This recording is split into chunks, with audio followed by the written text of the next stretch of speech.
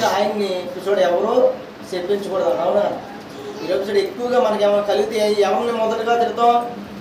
మొదటి తల్లిదండ్రులా లేకపోతే చూడ దేవుణ్ణా?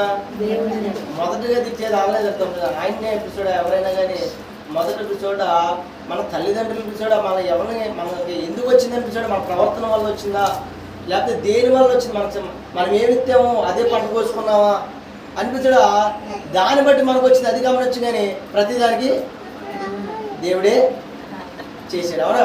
ఆయన చేయకపోతే నాకు ఎందుకు జరగాలి, ఆయన ఉంటే ఆపేయాలిగా అనిపించడా. అది అందుకు దేవుడికి అనిపించడా దేవుణ్ణి దూషించడు. దేవదూషణ మరి ఘోర పాపం అంట. దేవుణ్ణి దూషించడం. ఈరోజు మన జీవితంలో వచ్చిన ఏది జరిగినా కానీ దేవుని దూషిస్తాను అనిపిస్తాడు. కానీ దేవుడు ఏం చెప్పిస్తాడా? నన్ను దూషించొద్దని చెప్తున్నాడు. హల్లెలూయా. దేవుని దూషించకూడదంట. దేవుని దూషణ కూడా పాత నిబంధనలో, కొత్త నిబంధన వేరు కూడా చూసాడు. పాత నిబంధన అంటే దేవ దూషణ, దేవుణ్ణి దూషించడం, దేవుణ్ణి తిట్టడం, దేవుణ్ణి శపించడం, ఇవన్నీ చేయడానికి చూడ దేవుడికి ఇష్టం లేదు. అలా శపించిన, దేవుణ్ణి తిట్టిన, ఈరోజు ఏది చేసినా కానీ వాళ్ళని తీసుకెళ్ళి బయటికి తీసుకెళ్ళిపించాడు. రాళ్ళతో కొట్టి ఇప్పించాడు. వాళ్ళు మరణశిక్ష విధించాడు. ఈరోజు చూడ మన ఆజ్ఞలు 10 ఆజ్ఞలు కూడా దేవుని నామాన్ని వ్యర్థముగా ఉచ్చరింపకూడదని చూడ దేవుని ఆజ్ఞల్లో కూడా ఉంది. దేవుడి నామం ఎక్కడ వ్యర్థంగా పలకూడదు. ఆయన నామం చూడ హెచ్చింపు రావాలి కానీ చూడ ఎప్పుడు ఆయన నామాన్ని తగ్గించకూడదు. కొట్టు చెప్పలేడుగా. ఈరోజు మనం ఎప్పుడు ఆయన నామానికి ఏం రావాలి? పేరు తెచ్చిపెట్టాలి, మహిమ తెచ్చిపెట్టాలి. ఎప్పుడు చూడ ఆయన మనం ఎప్పుడు ఏ విషయంలో కూడా తగ్గించకూడదు. ఎప్పుడు చూడ ఇచ్చిస్తూ ఉండాలి. విశ్వాసం చూసాడ ప్రభువుకు కనపరచాలి. విశ్వాసం. ఈరోజు చూడ ఆ పక్షవాయు గల వ్యక్తి ఈరోజు ప్రభుకి ఏం చూపించాడు? విశ్వాసాన్ని చూపించాడా? మరి మనం కూడా చూడ విశ్వాసాన్ని దేవుని చూపించాడు. విశ్వాసాన్ని దేవుని కనపరచు. ఈరోజు చూడ ఎప్పుడైతే చూడ ఆ వ్యక్తి విశ్వాసం, ప్రభు విశ్వాసమును చూచి కుమారుడా ధైర్యం ఉండుము, నీ పాపం క్షమింపబడి ఉన్నవి పక్షగల వారితో చెప్పాను. హల్లెలూయా. ఏం చెప్పడమ్మా?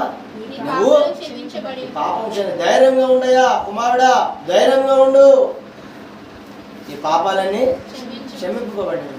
వాళ్ళందరూ అనుకున్నప్పుడు శాస్త్రులు ఇదేంటి దేవదూషణ మాట్లాడుతున్నాడు ఏంటి, పాపాలు క్షమింపబడతాయి అనుకున్నాడు.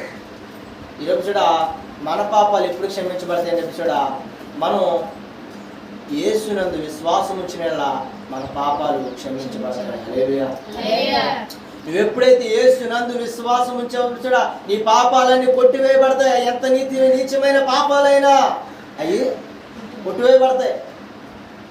కాబట్టి చూడ ఇక్కడ వాళ్ళందరూ చూడ శాస్త్రులు అనుకున్నారు ఈరోజు ఏ ప్రవక్తుల్లో క్షమించే మనస్తత్వం ఎవరికి లేదు. ఎవరు ఉన్నారు చూడ? మనుషులు కింద మనుషులు కూడా నేను క్షమించలేడు. ఈరోజు చూడ ఈ లోకంలో క్షమించి ఈ క్షమాపణ కాదు, నువ్వు మరణించకుండా నీ నిత్య జీవంలో వెళ్ళడానికి చూడ ప్రవక్తలకు ఏ ప్రవక్తకి వెళ్ళా. చాలా మంది ప్రవక్తలు వచ్చారు. ఎంతమంది ప్రవక్తలు వచ్చారు? ఏలియా, ఎలీషా, చూడ అనేక మంది బలమైన ప్రవక్తలు ఉన్నారు. వాళ్ళు ఎవ్వరికి లేదు, యేసు ఒక్కరికి ఈరోజు దేవుడు అనుగ్రహాన్ని ఇచ్చాడు. దేవుని స్వరూపంలో యేసు వచ్చాడని వాళ్ళకి తెలియదు. అవునా కదా? దేవుని రూపంలో దేవుని పోలిక చొప్పున యేసుని పంపించాడు. యేసుని ఏ ప్రవక్తకి ఇవ్వలేదు క్షమాపణ. ఈరోజు క్షమించగలిగే మనసు చూసాడు యేసు ప్రభు గారు ఓన్లీ కలిగి ఉన్న ఆయన ఒక్కరికే ఉంది. నేను క్షమించాలన్నా, ఈరోజు నిన్ను దండించాలన్నా, ఈరోజు నిన్ను ప్రేమించాలన్నా అన్నీ ఆయన చేతిలోనే ఉన్నాయి.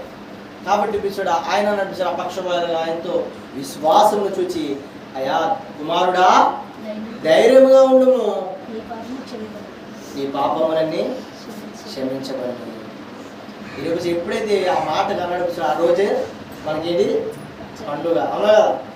ఎప్పుడైతే యేసు ప్రభు పిచ్చాడా కుమారుడా నీ విశ్వాసం నేను చూచాను, నీ పాపములు క్షమించబడి.